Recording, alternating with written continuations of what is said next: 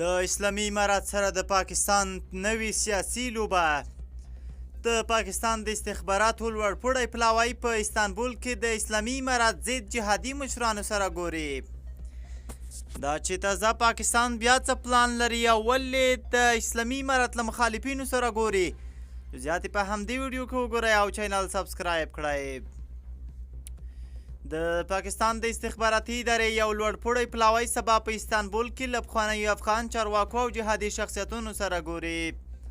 بخبره سرچینو افغانستان انټرنیشنل ته وویل دا پلاوی د صلاح الدین رباني، عبدالرشید دوستم، عبدالرب رسول سیاب، محمد محقق او کریم خلیلي په څېر شخصیتونو سره ویني. د ترلاسه شویو معلوماتو له مخې د دې غونډو موخه د اسلامي امارت له سیاسي مخالفینو سره د پاکستان د تعاملاتو زیاتول دی. د دې ترڅنګ په اسلام آباد کې د دې ډلو د سیاسي دفترونو د بیا پرانیستلو، همدارنګه د تحریک طالبان پاکستان پر وړاندې په مبارزه کې د ګډې همکارۍ په اړه هم بحثونه کیږي.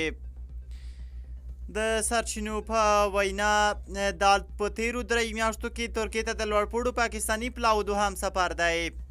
د اسلامي امارت له مخالفینو سره د ISI چارواکو لیدنه د افغان سیاسي مشرانو سره د اړیکو د پیاوړتیا او د سیمه ییزو ننګونو لپاره د ګډو حل لارو موندلو لپاره د پاکستان د مخ په زیاتېدونکو هڅو ښودنه کوي. دا خوځښتونه په ځانګړي ډول د اسلامي امارت د فعالیتونو په اړه د مخ په زیاتېدونکو اندېښنو او په افغانستان کې د سیاسي او امنیتي حل لارو موندلو لپاره د کورني او نړیوال فشار د زیاتوالي په پایله کې ترسره کیږي. پاکستان تل افغانستان سره دوه مخی سیاست او دوه مخی رول لوبولی چې اوس خپلې لمنې څخه یې ور اخیستی او بیرته همغه کردارونه په ده توانیږي.